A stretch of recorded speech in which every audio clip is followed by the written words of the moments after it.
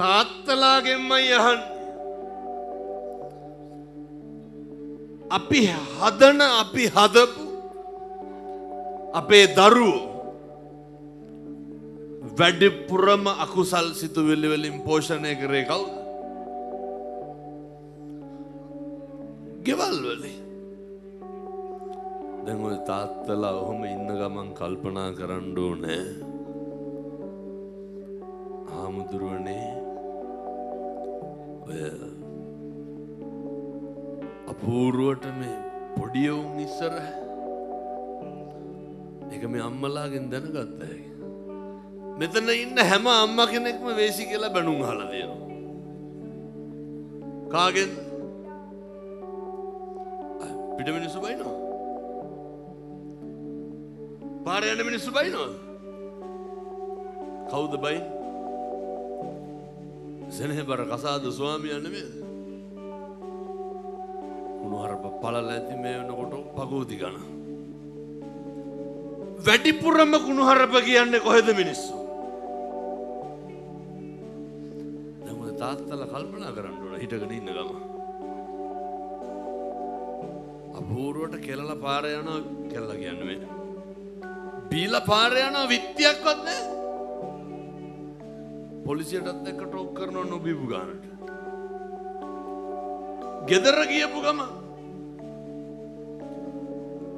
මතක තියාගන්න. මිනිස්සෙකුට හැදෙන්න බලපානවා. පින්නතුනි මෙව්ව හදාගන්න නැතුව චෛත්‍ය ගෙඩි පිටින් ගිල්ලත් තේරුමක් නැහැ හොඳේ. ආර්ය සහ පරිසරය අර සමාජ විද්‍යාව උගන්වන්න. අර සත්තිගුබ්බ ජාතකයේ අහලත් ඇති මම හිතන්නේ. හොරු ගාවට වැටිච්ච ගිරවුන්ට මොකද වුනේ? ගිරවුන්ගේ කතාව හරි අශිෂ්ටයි අශීලාචාරයි. තාපසාරාමයට වැටිච්ච ගිරව්. ඒ ගිරව් හරි ශාන්තයි හරි ප්‍රියශීලී.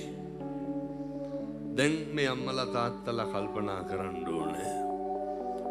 අපි අපේ දරුවෝ ඉස්සරහ ගෙවල් වල කොච්චර කුණුහරුප කියනවද? මේවා හරි පොඩි දේවල් වෙන්න. මේ දරුවා බඩේ ඉන්නකොට බිරිඳට කුණුහරුපෙන් බයිනෝ.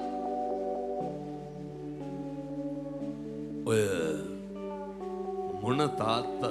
මේ දරුවෝ ඉස්සරහ තමන්ගේ බිරිඳට වෙන මිනිස්සු පාවලා දීලා බයිනෝ. බයින්නද? දරුවෝ ඉස්සරහ කොහෙ පවුල්ද පින්නතුනේ? අම්මා තාත්තගේ පැත්තට බයිනවා, තාත්තා අම්මගේ පැත්තට බයිනවා. අද ඉඳන් ජීවිතේ හැඩගස්ව ගන්න. මම මේවා හැම තැනම කියනවා. හොඳට මතක තියාගන්න. බුදුරු ගන්නනවා වාචාය සංවරෝ සාදු.